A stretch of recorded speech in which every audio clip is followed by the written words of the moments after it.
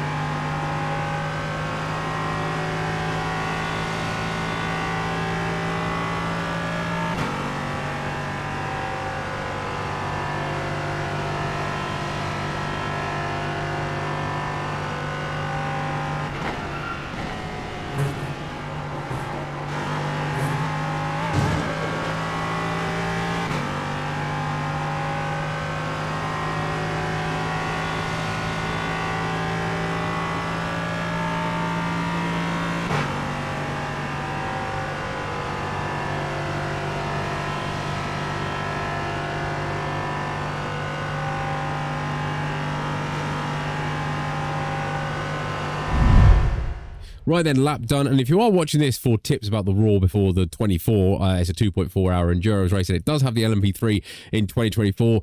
Bear in mind that this is on the fixed setup, and you will want low downforce. You would want to get a lot higher top speed around here, because Daytona Slipstream Fest, you need to be getting into the high 170 miles an hour down the straight, to be honest. So low downforce, low wings, so your braking points will be slightly different. If you're watching the fixed series and actually the open setup as well, the open setup will be a lot quicker down the straight line. I'm expecting 41s and 42s to be in the open setups. Fixed, I think you know, if you get into 43s into the 44s, you'll be doing pretty decent lap times. Anyway, this will be generic for everyone. Look at the info. I've gone on the fixed setup, obviously. Track temp of 75 Fahrenheit. That could be different from season to season, so bear that in mind. Moderate use of 44% is what I always use. Now, the lap I'm going to show you is my lap, where is it? Lap 7, a 1:44.089. Now, I've just come out of the pits there, so that's like my first or second qualifying lap, if you want to call it that. Basically, I got out into the 43s quite quickly, and a 44 flat I'm quite good at, and then I was in the 43s quite consistently towards the end, and then my fastest is a 43.5, but that's a little bit lower on fuel, so it's expected to be a little bit quicker. So bear that in mind as you go around. The fixed setup is very comfortable around here. Did like it very much. The open setup will be a little bit more sketchy, so be careful on throttle application, and your braking distance will be slightly increased because of the low downforce. I think the fix is on a medium with quite a high wing. So yeah, bear that in mind as you are going around with this. It's one of these setups. It's like Le Mans. You know, Le Mans is all triggered for straight line speed because there's so many straights. Daytona is very similar to that. So please bear that in mind as you're watching, and make sure you are getting your braking points right. But needless to say, the racing line should be quite similar. Otherwise, OLAP BLAP telemetry replay file will all be in my Discord for you, so you can see exactly how I've done the lap, and you can do compare yourself as well on Garage 61, which is an online telemetry tool. Very useful, so you can compare telemetry with mine. There will be probably a little bit of telemetry with an open setup that I will be using on these files, so you will be able to see the open setup, just because I think they're going to be so vastly different. And obviously I am practicing a little bit for the Raw before the 24, because I'm going to do it because it's good fun. I think that's enough for you waffling. Let's crack on with the guide. Right then, Daytona, we're crossing the start-finish line, and we are looking for a weird little yellow thing on there on the wall on the right-hand side, just there. That's sort of our turning point, and my turn in here is to turn in and then start braking just as we cross the center line of the oval, braking a straight line all the way to the outside of the corner. Now, that prevents dive bombs and also benefits the LMP3 for braking a straight line. Stick close to the white line on the left-hand side there. Do not clip that tire wall on the pit exit, and get a nice smooth application of throttle. The lower downforce will struggle through there, so be cautious. The third floodlight before the corner, brake in a nice heavy straight line again. Be careful on the lower downforce settings, you are going to need to brake a little bit earlier. Coast it in very, very gently, get a nice late-ish apex. Don't take too much curb because there is an off track if you cut it too much, but make sure you use all of the exit here on the left hand side to really straighten up and minimize that traction control coming in and ruin our acceleration out the corner.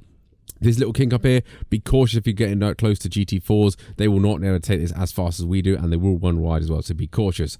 Braking zone now for the next hairpin is the cones on the left hand side. So again, braking a heavy straight line all the way down to second gear. Lower downforce cars, be cautious again. Late apex because we need to get a straight line for the acceleration out here. Try and hug that yellow curve as much as you can. I run a little bit wide here and get a little bit of snap of oversteer just because I'm still rotating as I'm trying to put down power. So be cautious about that one. A little bit of a burst of power now before the next set of cones we start braking for the crucial corner, getting back onto the oval. So nice and easy through here.